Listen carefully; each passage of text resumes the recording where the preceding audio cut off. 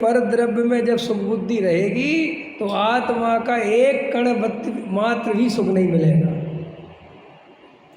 ये जब अपन गहराई से बैठ के अपनी परिपूर्णता का भान करें, आत्मानुभव कठिन नहीं भाई, लेकिन जब तक तुम पर द्रव्य से सुख मांगते रहोगे। एक कहानी है बहुत अच्छी, सुनाऊं? एक बार कृष्ण भोजन कर रहे थे और उनकी पत्नी थी, क्या नाम था पत्नी का? रुक्मणी। तो रुक्मणी सतभामा ऐसी नहीं तो उनकी, तो वो भोजन करा रही थी उनको, और भोजन कर ही रहे थे और एकदम भोजन का कौर ऐसा मुंह में ले रहे थे और ऐसा कौर छोड़ा और एकदम भाग रहे, एकदम भागे। समझ में आया कि नहीं आया? तो एकदम भागे वे तो, और भागे और कुछ ही समय बाद वापस आ गए। समझ लो दरवाजे तक पहुँचे होंगे और दरवाजे के महल के दरवाजे तक और वापस आ गए। तो रुक्मणी ने कहा कि क्या हुआ स्वामी, क्या बात हो गई? बोले कुछ नहीं, लाओ भोजन। फिर करने बैठने लगे। नहीं बोले बात तो ठीक है, भोजन तो करना, लेकिन ऐसे भागे आप, ऐसी कौन सी मुसीबत आ गई, ऐसी कौन सी आफत आ गई जो आप इतने तेज भागे? समझ में आया? तो कृष्ण ने कहा कि कुछ नहीं, एक मेरा पुराना भक्त था। समझ में आया कि नहीं है? बहुत सदियों से मेरी भक्ति कर रहा है, समझ में आया, और मुझे बहुत मानता है और उसके प्रति मेरा प्रेम भी बहुत है। तो आज उसे कुछ नगर के कुछ लोग पत्थर मार रहे हैं। क्या मार रहे थे?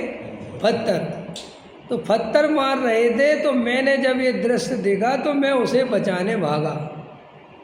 समझ में आया कि नहीं आया? तो उन्होंने कहा ठीक है, समझ में आ गई। फिर आप वापस क्यों आ गए? कि मैं दरवाजे तक पहुंचा तब तक वो स्वयं दूसरों को पत्थर मारने लगा था। तो फिर मैंने कहा जब ये अपना काम खुद ही कर रहा है तो फिर मेरी ज़रूरत नहीं है। कहानी ऐसी। ऐसे ही श्री गुरु कहते आत्मा तो तुम्हें सुख देने बैठा ही है, लेकिन तुम जब पर द्रव्यों से सुख मांग रहे हो तो वो आत्मा तुम्हें सुख दे तो दे कैसे? वो कृष्ण तो बैठा ही है, लेकिन जब तुम स्वयं ही प्रतिकार करने लगे तो बात खत्म हो गई।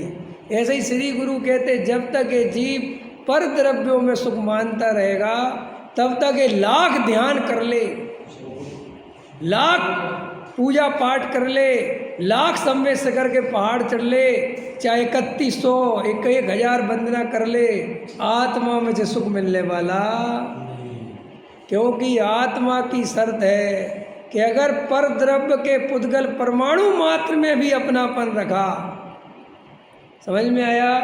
जैसे बिजली का कनेक्शन होता है कि नहीं, कि साहब यहाँ से मुझे चांदनी चौक पे लाइट जलानी है उदाहरण के लिए, और चांदनी चौक से तार बिछाया मैंने, समझ में आया? पूरी प्रोसेस करी, लेकिन यहाँ बस जरा सा एक करंट के तार में उसको टच नहीं करा और इतने पास में ले आया मैं, जल जाएगा वहाँ?